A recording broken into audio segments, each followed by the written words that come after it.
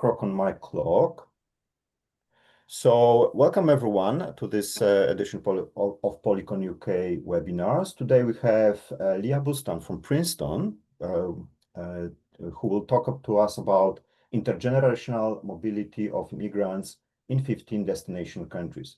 There's a lot of co-authors. I think there's a slide that Leah will present.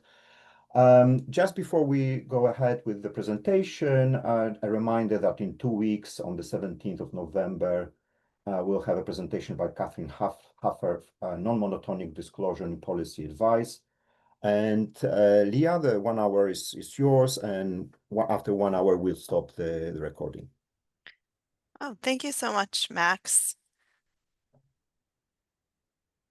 Sorry, I think I was frozen for a second. Thank you so much. Thanks to all of you for attending. I'm looking forward to hearing your questions and feedback. So as Max alluded to, this is a project with many co-authors studying the intergenerational mobility of immigrants who settle in 15 destination countries. So let me start by giving you a small sense of the genesis of this project. So the way this began is that I was working on a paper with my longtime collaborator, Ron Abramitzky, and our 2 former students and now co-authors, Santi Pérez and Elisa Jácome, about the upward mobility of the children of immigrants in the United States, past and present. So there's a widespread sense in the US that 100 years ago, when immigrants to the US primarily came from Europe, they may have arrived poor, but their children were able to move up into the middle class quite readily. And that today, immigrants who come from around the world are less able to experience upward mobility. It turns out that this is not true, and immigrants today in the United States are just as able to move up within 1 generation as immigrants were in the past. So after we finished this project, which was US only, our 2 co-authors, Alan Manning and Mathias Jensen, started to replicate the paper in Denmark. And what they found was quite interesting. They were noticing that the daughters of immigrants in Denmark were doing reasonably well, but the sons of immigrants were doing poorly, and they weren't experiencing as much upward mobility as we were finding in the US. So Mathias and Alan came to us and we started to compare and contrast.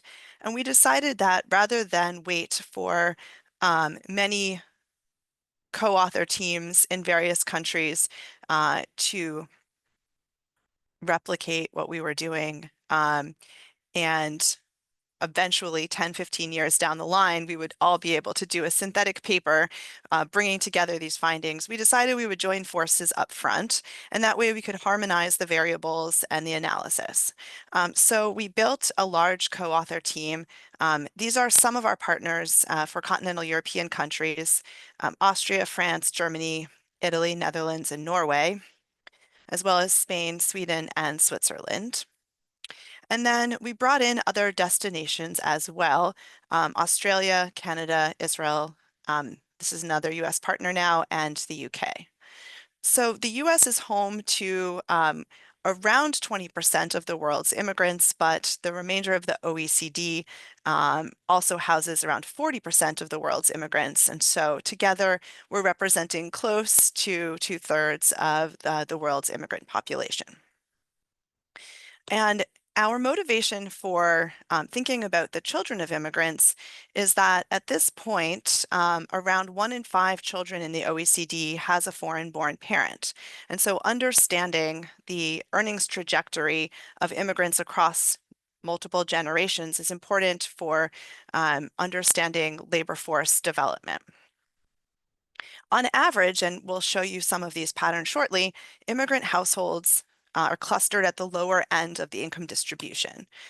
So the question is, will children of immigrants move out from the bottom into the middle and upper parts of the distribution, or will they remain in the lower ranks over generations?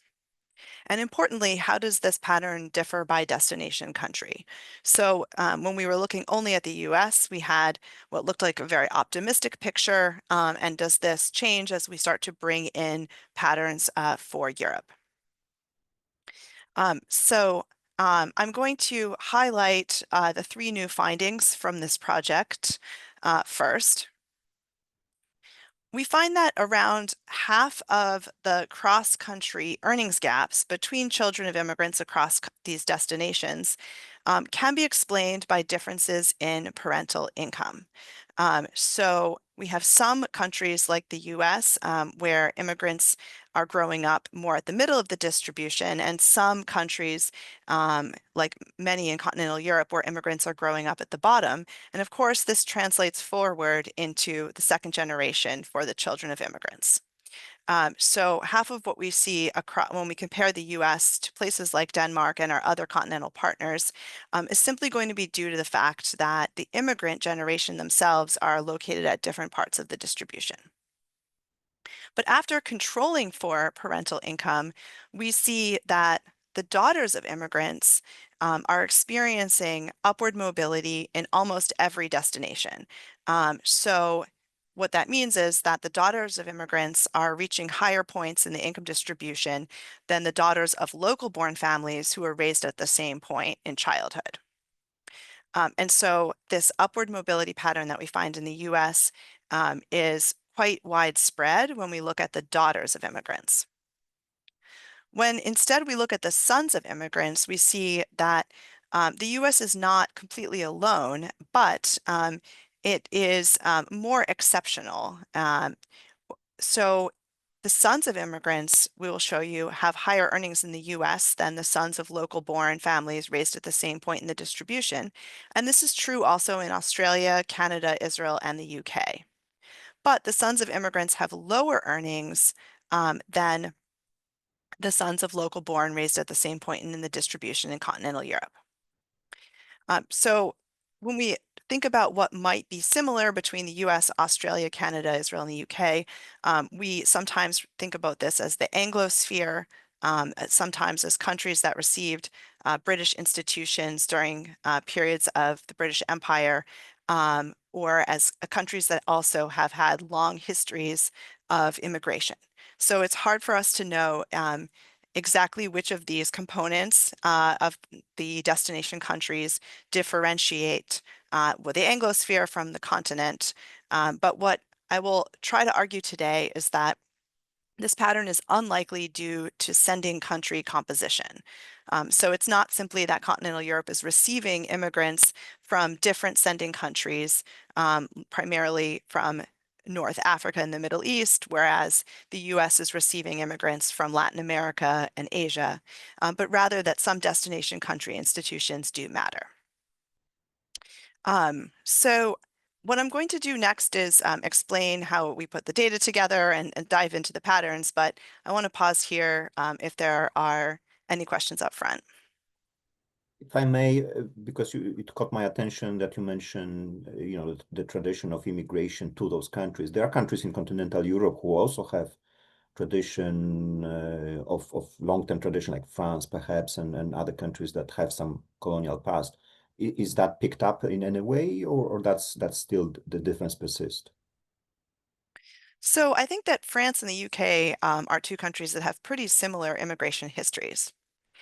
So they both start to receive immigrants in large numbers immediately after World War II in the 50s and 60s, primarily from their colonial sending country partners. So I don't think that that history is the important differentiating factor. When I look at the US, Australia, and Canada, I would think, okay, well, these are New World countries that have been receiving immigrants for over 200 years. And so maybe that's the important dividing line between our destination countries. But the fact that the UK is popping up as very similar to its sort of former settler colonies like the US and Canada suggests that the the immigration history does not need to extend back as far as all of that. However, when you're dealing with 15 data points, ultimately, it's very hard to really be able to have a smoking gun on which of the components are the differentiating factors. So we're dealing with the situation where underlying each one of these data points are millions of records. So we can feel really good about ourselves there. But then ultimately what we're trying to compare is a cross-country comparison. I have a Can I couple ask of another questions. question? Oh, Yeah. sorry. But did you have a question? Sorry. Yeah, I have two questions. So one question is whether you'll be able to say anything about marriage patterns. So differences in intermarriage between different immigrant groups and immigrants and natives across these countries. And the second one has to do not only about destination, but destination times time characteristics and the gender ratio of, at one point in time, the sending countries sending immigrants to different countries with different gender ratios. So that also whether you can say something about that. Thanks. These are great questions.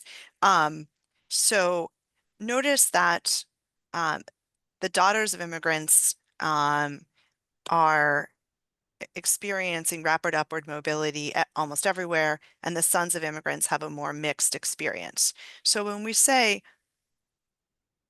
upward mobility, which outcome are we really talking about here? Right now, we've focused only on individual earnings. So if you're not working at all because maybe you're married and staying at home with a child, we're going to be recording you as having zero earnings. And so the fact that the daughters of immigrants are experiencing more rapid upward mobility than the daughters of locals, this is including some daughters who might not be earning at all, particularly depending on their marriage patterns. So the immediate question that as a co-author team, we'd like to know more about is, how does this pattern differ if we instead look at household income rather than individual income? And we might think that the pattern could get accentuated, or we might think it could get reversed. So consider the situation where the daughters of immigrants are earning a lot on their own, and they do that by, let's say, going to college or being in a high paid occupation. Maybe they meet the son of a local born and get married in an intermarriage. That might accentuate these earnings differences between daughters and sons. Alternatively, maybe the daughters are earning a lot, but for cultural reasons are marrying the sons' families whose parents came from the same country of origin. And we see the sons are doing poorly in some places. That could diminish the gender difference that we have on this slide. At the moment, we have not started to pursue household income, intermarriage, marriage patterns, or fertility patterns. But that is the next step on our agenda. However, that agenda is not going to be for this paper. It's going to be for a follow-up paper, because you'll see that there's already quite a lot that we need to cover in this paper alone. But that's absolutely the next interesting question that we really need to tackle. On destination times time, at the moment, I'm going to only be showing you results for a particular cohort of kids who were born in the early 80s. And that is so that we have enough time for the kids to grow up, enter the labor market, and be at mid-career. For a number of our countries, though, we also have information for kids who are born around 10 years later in the early 90s. They're now going to be, more in their early 30s. And so there's some question of, does that fully capture something that looks like lifetime earnings? But, it's still important to know whether the patterns are changing a lot across these cohorts. So not just destination, but destination times time. And for the most part, the answer is that there isn't a change. So the patterns that we see today for kids from this one cohort are also true for kids in a second cohort, with the exception of Austria. So I'll point to that when we get there.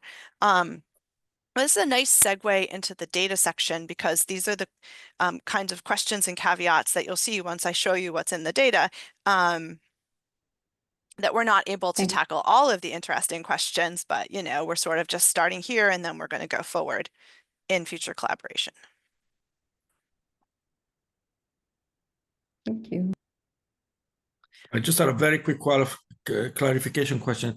When you say all these patterns that you describe, they're on average, right? So is it possible that rich kids, say boys in France, if their parents are rich, actually do better, but because the parents of those who are poor do significant, whose parents are poor, then on average there's a negative effect. So this is across income levels, right?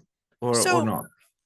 I'm going to start with just some raw averages, and then we're going to transition to looking at kids who are raised at different points in the distribution.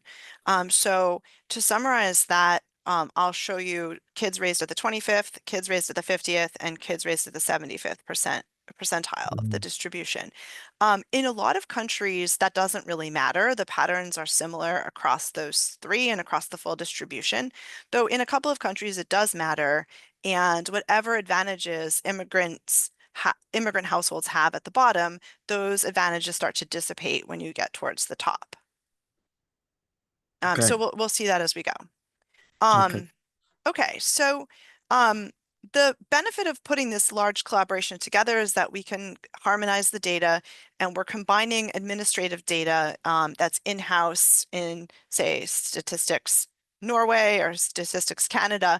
So we need to work with partners who have access to this data for 13 destinations. For today, we have survey data only for Germany and the UK, but we're adding, I meant to say adding administrative data for Germany in our current revisions. So stay tuned on that, because we were able to unlock some administrative data for Germany, and we now have the results being processed. So this project does add to work on individual countries, including our paper for the US, and Alan and Mathias's paper for Denmark. And so we could have just waited for each of these papers to come out, but our benefit here is that we're able to compare directly. And there also are a few papers that we want to mention that use survey data, for example, asking recall questions of current workers. Where did your parents grow up? Where were they born? Are they immigrants? And also, what was their occupation or their earnings when you were in childhood? So most of these papers do look at occupation or social class rather than income, because with recall questions, it's hard for kids to know or recall their parents' earnings when they were at home. So we currently are making data choices to be consistent with our US data, which was provided to us by the Opportunity Insights Lab at Harvard. And we did not have access at the time to the individual records. Since then, the US data, which is a combination of IRS tax records and census data, has been now hosted in secure data enclaves, and we recently got access to it directly. But in order for us to compare with the US, with the data we had in hand, we make the following choices. So first of all, we look at kids who were born in their destination country. This is important. We're not looking at children who migrate with their parents. Between 1978 and 84. So these kids are now in their 40s. We divide the group into two based on whether they have a local born father or an immigrant father. And that's our definition of growing up in an immigrant household. In most of our other countries besides the US, we can also do robustness for looking at whether we define growing up in an immigrant household based on immigrant mother or two immigrant parents. Our outcome is children's total individual income when they are in their mid-30s in 2014 and 2015. We can, of course, extend this to 2019 before COVID for other countries besides the US.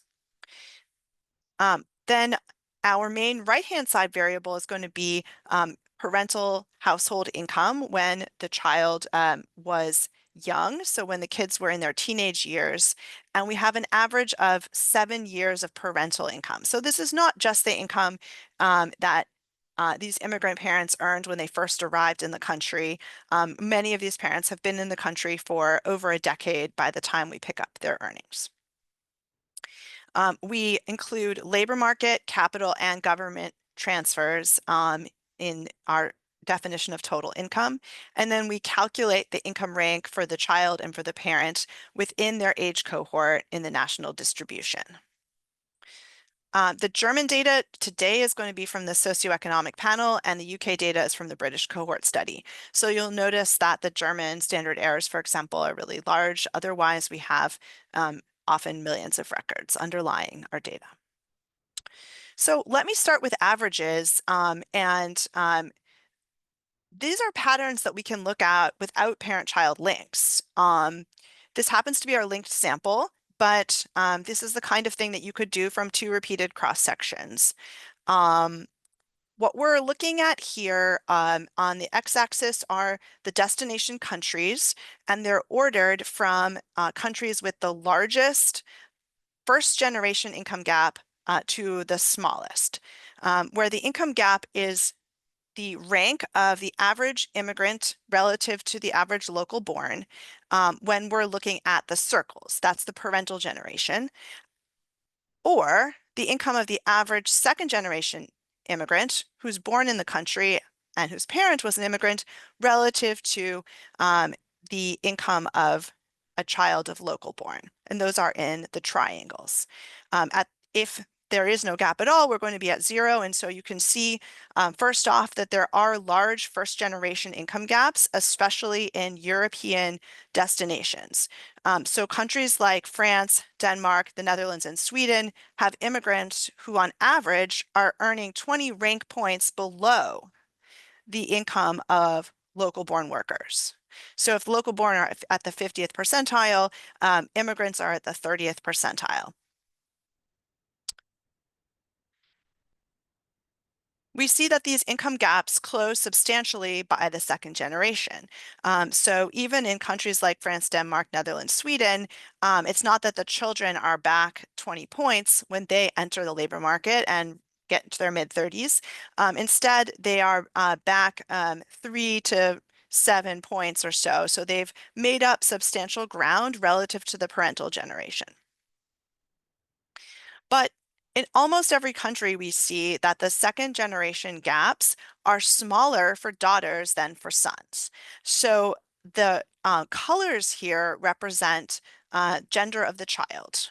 So the red triangle for France that's close to equality is only 2-3 points back. And the blue triangle for France is more at like 6 or 7 rank points back, representing sisters and brothers, primarily from the same households. Of course, I neglected to mention that there are a number of countries where the immigrants arrive in the country already at parity with the local born, or once they've been in the country for 10 years or so, at parity with the local born. And this includes countries like the US and Canada, but also in our data set, countries like Italy and Spain.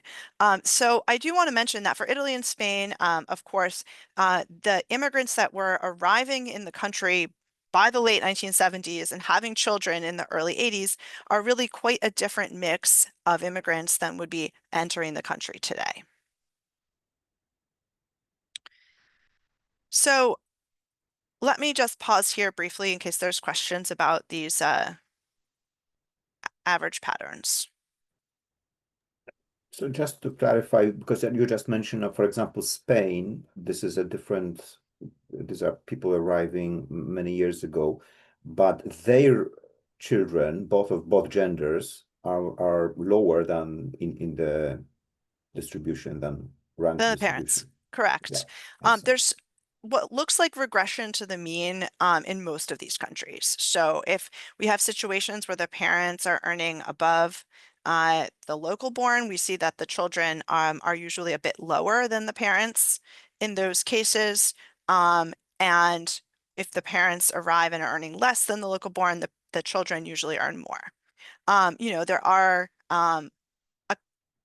some counterexamples here like Austria, but for the most part, that's the way that the patterns look here. So the first thing I want to show you is just that a large portion of the cross-country variation in the outcomes of children of immigrants are coming from the fact that they're raised in different types of households. So if we look only at the triangles and we compare France to Israel, for example, the country with the parents doing the worst upon arrival and the country with the parents doing the best relative to locals, a portion of the variation in the triangles, the outcomes of the children, is coming from the types of households in which they were raised. So let me show you that on the next slide. And then for the remainder of the talk, we're going to be focusing on what happens when you control for parental income and look at mobility patterns. So what we're seeing here is the share of the second generation gap across countries that's due to differences in parental income. What would happen if we adjust for differences in the circles? Where would the triangles be? And then we compare the raw gaps for second generation to the gaps after controlling for parental income. And what we find is that a large portion of the cross-country gaps in the outcomes for kids are coming from the fact that immigrant children are raised in different types of households across different destinations. So when we look at sons, we see that in places like France, where the parents were doing substantially worse upon arrival, something close to 80% of the gap for the children is due to the household of origin. But if we look at a country like Austria, where the parents were very similar to the parents of locals and the children were falling behind, then basically none of the gap for the child generation can be due to the parental household of origin. If we summarize across these different destinations, for sons, we see that for the median country, around half of the gap for the children's generation is due to the household of origin. And for daughters, we see around the same. But there are substantial differences across destination country as to the relevance of parental household of origin. But right off the bat, if we're trying to understand differences across destinations, the situation during childhood can explain around half of the cross-country patterns. What I'm going to do for the rest of the talk is look at more conventional measures of mobility, where we're asking about children raised at the same point in the distribution and asking whether those children are doing better or worse depending on the immigrant status of their household. So let me start with a few examples before we have a cross-country picture. Now, controlling for parental income, what we're going to see is that for many of the countries, daughters are experiencing higher mobility, meaning that they earn more than the daughters of locals who are raised at the same point. Let me show you two examples of what we have in mind. First, I'm going to show you an example where there's no difference in mobility between the children of immigrants and the children of local born, and that's the case of Denmark for daughters. So there's a lot going on in this picture. Let me go through it step by step. On the x-axis, we have parental income rank, and the gray histogram at the bottom is showing you the mass of where the immigrant households are located in the distribution. So in Denmark, remember that was one of the countries where on average, parents who are born abroad are earning a lot less than locals. And that's coming from the fact that these immigrant households are clustered at the bottom part of the distribution with a large share of them in the first and second decile. Now, overlaid on this histogram are these two upward sloping relationships. And this is showing us the average earnings rank of daughters who were raised at each one of the income ventile. Did I say? I think these are ventiles, actually. I'm sorry. I think I said deciles. So if we're focusing on the open circles, these are the daughters raised by Danish-born fathers. Not surprisingly, this relationship is upward sloping. So if you're raised in a higher income household, you yourself as a daughter earn more. This relationship is also depicted for the daughters raised by immigrant fathers, and those are in the closed diamonds. Now, these two relationships, these two patterns are lying almost entirely on top of each other. And so we see no difference in mobility for daughters depending on whether they're raised in an immigrant household or raised in a household of local born. The US has a very different pattern here. And this was initially what got us interested in the compare and contrast. So in the US, first of all, we see that immigrant households are much more evenly distributed across the income distribution, which is the point we were making earlier about how parental income is an important part of the story. But secondly, we see that while the two relationships between parental income and daughter rank are upward sloping, we see that the this relationship for the daughters of immigrant fathers is always above the line for the daughters of local born fathers in the US. And so at any point in the distribution, sometimes you like to pick out the 25th, the 50th, and the 75th percentile, we're going to see a mobility advantage for the daughters of immigrants. This mobility advantage is on the order of 4 to 5 rank points at each point in the distribution. Let me show you the same example for sons, and then I'm going to wrap all of this up into a cross-country graph so that you can look at these immigrant advantages or disadvantages. As I alluded to at the beginning, there's often lower mobility for the sons of immigrants. So what did we mean by that?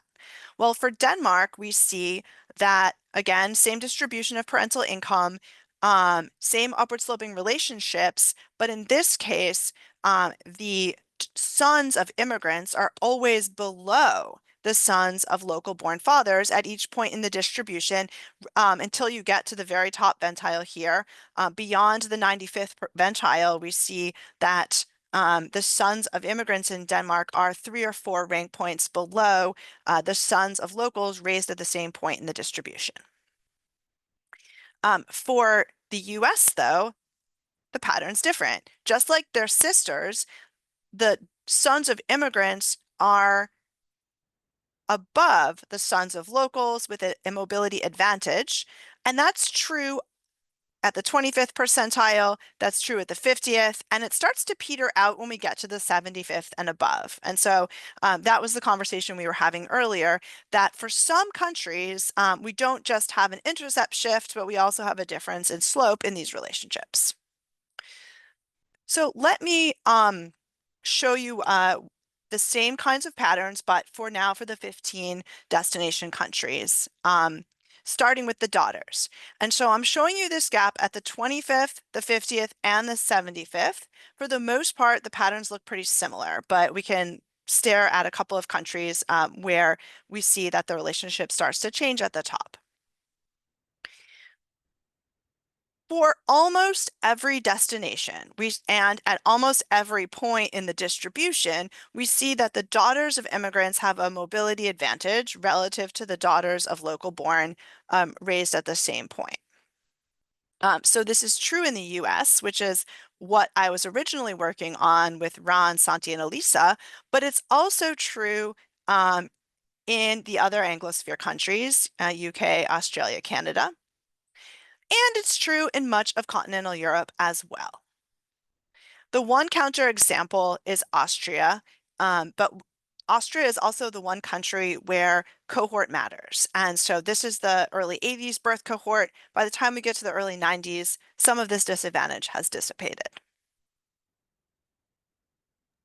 Sorry, can you explain again just what's in the graph? So it's the average point rank, but then what's the 3 heterogeneities? Just clarification. Okay, absolutely. So why don't we take the US example and then the case of Denmark and go back to the previous slide. So what we're looking at to begin with is just daughters, and we are grabbing 3 points in the parental income rank distribution. So the 25th percentile of parental income, the 50th, and the 75th. And at each point, we're asking, are the children of immigrants, the daughters of immigrants, above or below the daughters of locals, and by how much, as measured by rank points? So here at the 25th, we see a rank point gap of around 5, and it's in favor of daughters of immigrants. Again, maybe 4 or 5 at the 50th and at the 75th. When we look at the case of Denmark, at the 25th, there's not much difference at all, 50th and 75th. And so when we go back to the bar chart, for the US, we see that at the 25th, 50th, and 75th percentile of the parental income distribution, daughters of immigrants have a rank point advantage relative to daughters of locals raised at the same point. And that rank point advantage is pretty flat across the distribution of parental income. For Denmark, we see that there's basically no difference between daughters of immigrants and daughters of locals, regardless of what point in the distribution we're looking at. And those were the 2 lines that were almost on top of each other. Then rather than go through 15 examples, we can summarize this and compare across countries at those 3 points in the parental income distribution. And essentially what we're looking for is eyeballing whether these bars are above or below 0. And if that's consistent across the parental income distribution and across destination countries. So for daughters of immigrants, that's the case, that they have higher mobility in almost every destination. But for the sons of immigrants, we see that there's higher mobility only in the US, Australia, Canada, Israel, and the UK. And then one example that I'll describe in continental Europe as well, and then lower mobility in the rest of Europe. So the US case, now the bars above 0 are no longer kind of even with each other, because as we saw for sons, there's a strong mobility advantage for the sons of immigrants at the 25th percentile that starts to dissipate as you get to the 50th and then almost entirely disappears at the 75th. So when you get to the 75th and above in the US, sons of immigrants and sons of local born are parallel to each other. Sorry, they're neck and neck with each other. And they're lying on top of each other. So the 2 lines have converged at the top. So that's the US case. We also were looking at the case in Denmark, and we saw a parallel shift down with the sons of immigrants below the sons of locals at each point in the distribution in Denmark. And now extending that out to the rest of our destination countries, we see that the US is not alone. It's not a case of American exceptionalism, but the UK, Israel, Canada, and Australia are in the group at the top, as well as Germany. This is with our survey data, and it seems like this is no longer the case when we're expanding out to our admin data, but those results are coming. And then Italy. Italy is interesting because it's the one case where geography seems to really matter. In the 70s and 80s, immigrants in Italy were concentrated in the northern part of the country where earnings were higher. And so once we control for geography, even at just the province level, these relationships dissipate. And so the advantage for immigrants in Italy is coming from where they live rather than from their immigrant status. But beyond Italy, we see that in the rest of continental Europe, the sons of immigrants look more like the Danish case, where even if they're raised at the same point in the distribution, they are experiencing lower earnings growth and therefore have not moved up as much as the sons of locals. So let me pause here because this is the main I just have pattern. I have a follow-up question. Can you, or maybe for future research, is there a possibility to unpack? So this is obviously relative to how much intergenerational mobility there is in the host country as well. I'm just very puzzled by the UK results, if you want. So is it a case that, I mean, if at baseline, this is a country where there's very rigid mobility, it was basically nobody moves and you're more likely to move more than the locals? Is that also a phenomenon that I could be capturing here, or am I reading this wrong? So that's right. In each case, we're comparing immigrants to the locals and asking whether, sort of, given the level of social mobility there is in the country, are immigrants experiencing more or less than the locals?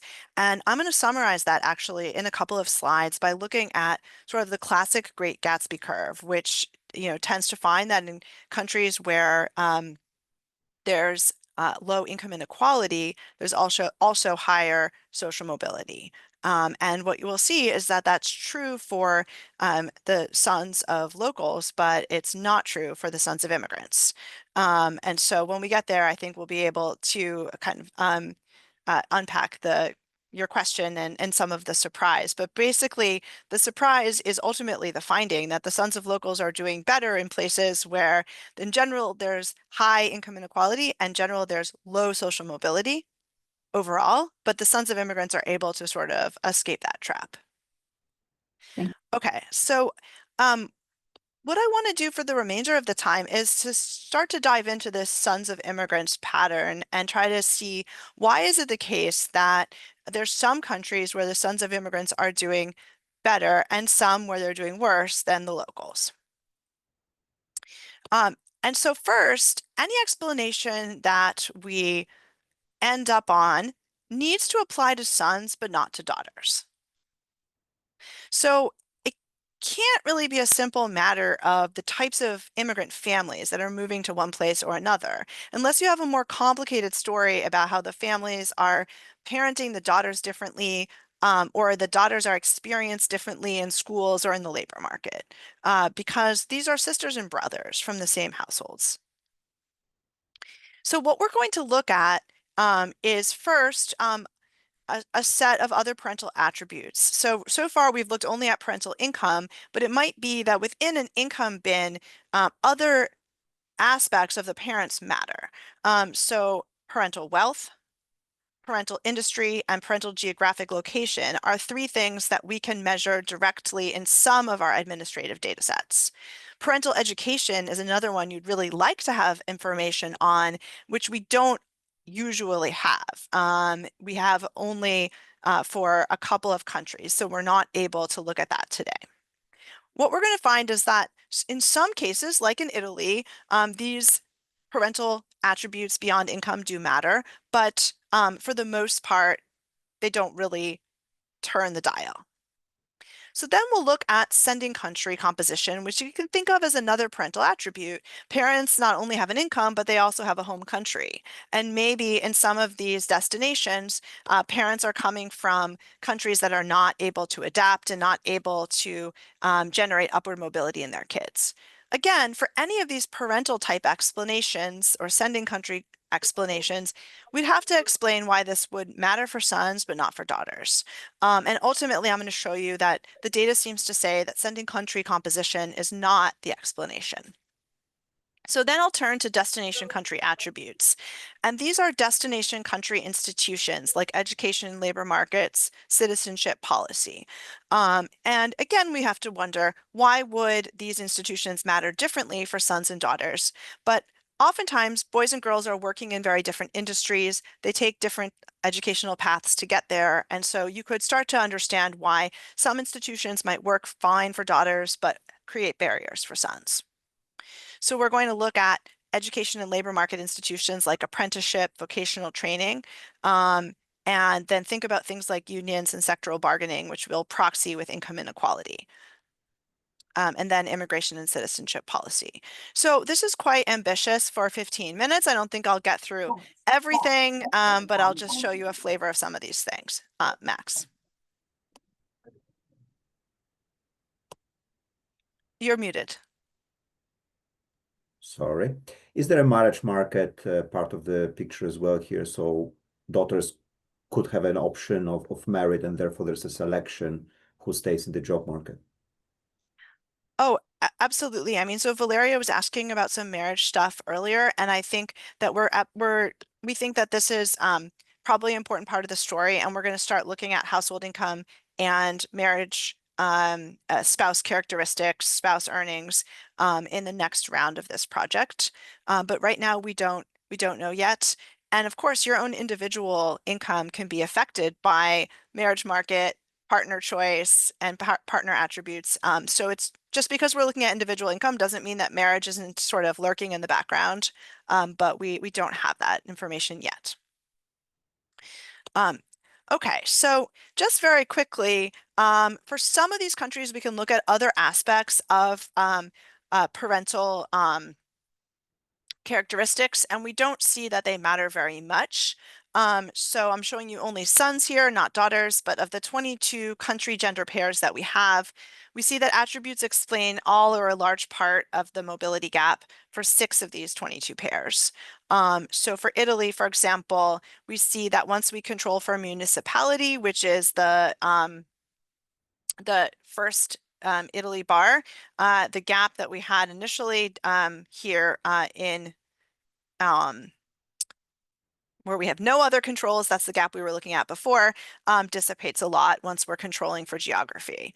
But for the most part, we see that these mobility gaps at the same point in the parental income distribution persist even after we control for other aspects of parents.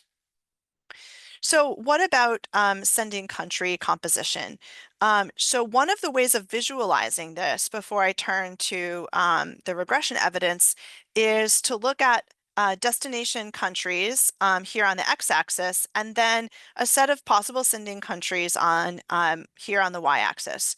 And what we're looking for is whether there are any rows, which are sending countries, that have uniformly low mobility or high mobility, regardless of where the parents go. That would be an indication that there's a sending country fixed component that, regardless of where you settle, coming from that sending country means that your children aren't doing well. Or in contrast, a row where there's uniformly positive mobility. So positive mobility we're going to show in blue, and negative mobility we're going to show in red. And so if you look at the top, for example, for Algeria, you see that for Algerians who are settling in, I think this is Switzerland, if I'm reading correctly down the columns, their mobility is particularly bad, and sort of neutral if they're settling in some other set of destinations, and then doing very well if they're settling in Israel.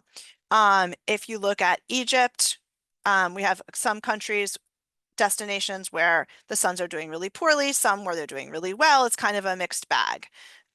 Look at Italians who are moving out of Italy to go to the rest of Europe. We have a same picture where they're doing very badly in Austria. They're doing reasonably well in France. So we don't see any rows here at a glance that seem like, okay, they're uniformly red or uniformly blue. Rather, if we think on the column dimension, we're noticing that there are certain countries like Austria where all of the sending countries we have access to are doing badly. Norway, where they're doing a little bit better, but not so well. And then all the way on the right-hand side of the picture, Canada, Australia, Israel, where we have a lot more of the blue cells than red cells. So this is an indication that it's destination rather than sending country. To put that into a regression framework, what we can do is we can stack all of the mobility gaps that we've estimated at the destination sending country pair, and then control for either destination country fixed effects only, or destination and sending country fixed effects. So the destination country fixed effects only are here in black where we say no controls. Those are very similar to the bars that I was showing you earlier, where we're saying on average, are sons doing worse or better than sons of locals in a particular destination like the Netherlands or in a destination like Israel and Canada. So those are replicating very much the bars we saw. Now, if we control for sending country fixed effects, we can see whether a portion of what we were thinking of as destination country is really because of composition. And adding the sending country fixed effects does not change the story at all. We still see that the Netherlands and Austria are doing poorly, and Canada and Israel are doing well. So this is coming from the fact that we have enough sending countries that we can observe in multiple places that we're able to take out a fixed sending country component, and try to say for the same sending country like Turkey, like Italy, like Morocco, what happens if we observe those parents in multiple destinations? So let me pause here. We have 10 more minutes and I'll kind of dive into some of our thoughts on destination country effects, but this was our attempt to sort of rule out parental attributes, including things like wealth or geographic location, as well as sending country of origin. Just to clarify one thing, so there could be selection. So even if there's one source country, the people who move to Canada are different than people who move to France or whatever. That's not capturing that. No, so this far. is not capturing that. So anything that's destination country pair is not going to be controlled for here. So what we're doing now in some revisions is we're looking at destination country pair attributes. So we can add those to the regression here. We can't, of course, control for destination country fixed effects because that's the level of our variation, but we can look at whether Turkish immigrants in Canada have a higher likelihood of having a college degree. So we can look at parental education level, not from our data set, but from other data sets that allow us to measure education levels of average parents in these places. We can look at distance between the sending country and the destination. So if you're leaving Turkey and you're going to Germany or Austria, that's a shorter distance. If you're going all the way to Canada, that's a longer distance. And that might be sort of a reduced form way of getting at the nature of selection. As you go to a further distance, you might require even controlling for education, sort of different sets of personality traits or abilities. And what we're finding is that even adding those destination country pair attributes, we're not seeing that those are important in explaining this difference, and instead it's the destination country effects that still persist as important. So that's basically as good as we can get so far. If people have other thoughts about attributes we could include or about other ways of getting at selection out of sending countries into different destinations, we're very open to that and we're working on those results very actively right now. So maybe to add to that, I was thinking to compare neighboring countries and districts in those neighboring countries and looking at migrants there, because then the only difference is that country and let's say the temperature, location, culture is similar in neighboring districts of two countries. That's a great idea. That's sort of like a sort of narrowing down, and it would be a nice supplement to what we've done so far. Thank you so much.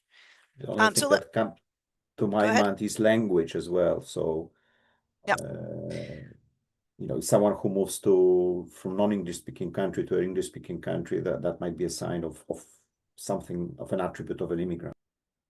That is something that we're working on collecting right now. So I didn't mention it, but that is actually on our active work list right now.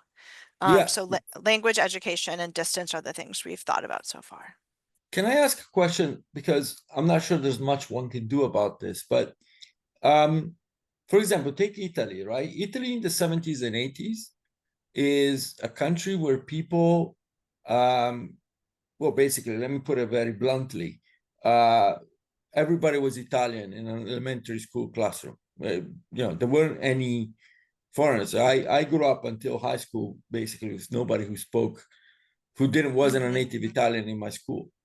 And then, if you go to school in Italy now, just about everywhere, especially certain areas, half the class is not native. And this is true for Italy, but for other countries, it isn't true. They've been having immigration for a very long time. So the time series dimension here, I'm a little bit worried about, because you're comparing, you're kind of calling, you're treating it as a cross section, but it's actually a panel, or at least the phenomenon you want to explain is a panel, not your data.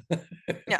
So, I wonder whether you had any thoughts about that. I don't have a precise, let's say, criticism, but I certainly can see how, Italians used to be a country where people emigrated from, and now it's also a country where people emigrate to, and so all of those things. Yeah, absolutely. So I mean, I was mentioning to Valeria earlier that we do have some, like a later cohort who were born in the 90s, but we would like to go further to kids who were born like in 2010. Of course, those kids are going to be quite young and still in school right now. So we are trying to pursue for some of our sending country, some of our destination countries. We do have information on things like high school graduation or grades in school or test scores, so that we can at least look at some of these younger cohorts. So I'd say like that's an agenda for us. But at the moment, we have to take this as a snapshot in time. And Italy and Spain, for example, are really not going to be representative of the types of immigrants that they're receiving today. Please go ahead, Petar.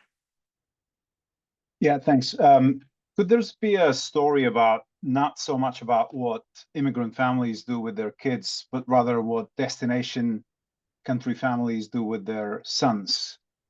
Right. So because if you see a destination country family supporting more their sons, let's say, then in some countries more than others, then you would be observing a larger gap in those countries where the destination families support their sons more. And this may have something to do with the legal origin of those countries, but may have something to do with the wealth inequality and distribution. So that could be something to explore as well. So flipping the story a little bit is another channel of another mechanism. 100%. And this is exactly what we're thinking about when we think about destination country institutions. So let me just take the last 3 minutes to show you what we have on this, and you can let me know whether it's along the lines of what you have in mind. So as I mentioned, the Great Gatsby curve earlier, it's considered well known that equal countries also offer higher mobility. And so they may develop a set of institutions and labor markets that support income equality and compression of the income distribution that also gives opportunities for sons raised at the bottom. So this is the well-known relationship here between the Gini coefficient and the expected income rank of sons raised at the 25th percentile, let's say, which is one measure of social mobility. So countries like the US are highly unequal and also have lower chances of moving up from the bottom.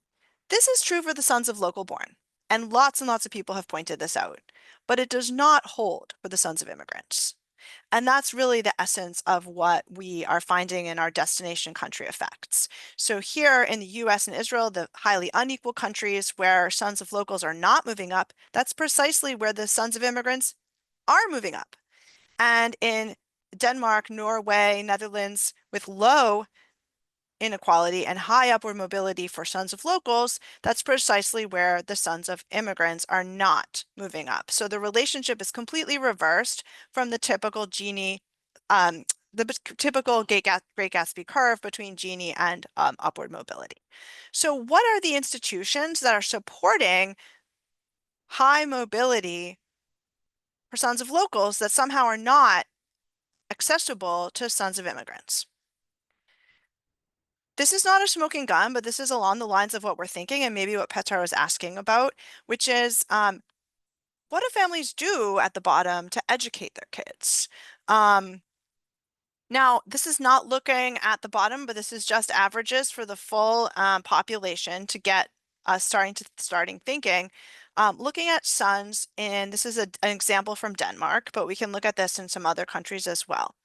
The educational system has multiple tiers.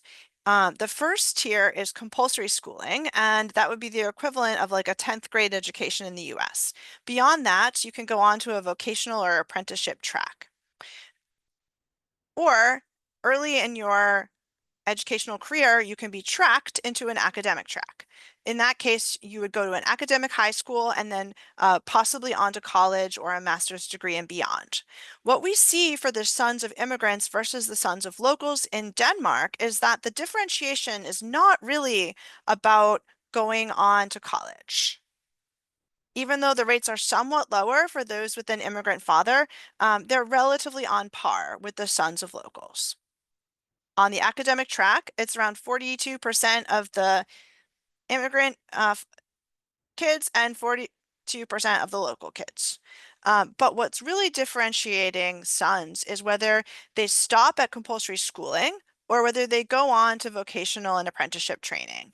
And so we see that 30% of the sons with an immigrant father are stopping at compulsory schooling compared to 17% of sons of local born. And that then gets reversed when we look at vocational and apprenticeship training. So this is one of the institutions that we think is working to generate high upward mobility in countries with income compression on the continent, but are not accessible to sons of immigrants. Why is that? Well, sociologists have documented that sons of immigrants face barriers in accessing vocational programs in manufacturing and trades.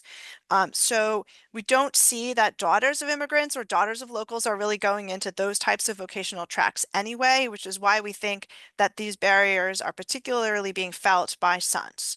By contrast, Claudia Golden describes a virtue of the US educational system is that it is open to all. At the K through 12 level before you go to college, educational institutions are funded locally. And so as a result, there is no tracking or different tiers, but everyone who lives in a local area attends the same public schools. So this is an institution that is potentially US specific, but when we think about the Canadian and the UK and the Australian educational system, which we need to learn more about, those Anglosphere educational systems are quite distinct from the apprenticeship and vocational training of Central Europe. So I will end here. We've hit the 11 o'clock hour here on the East Coast. And thank you so much for all of your questions and engagement. I'll stick around after the recording to chat further. Thank you very much. This is perfect timing. So thanks everyone for showing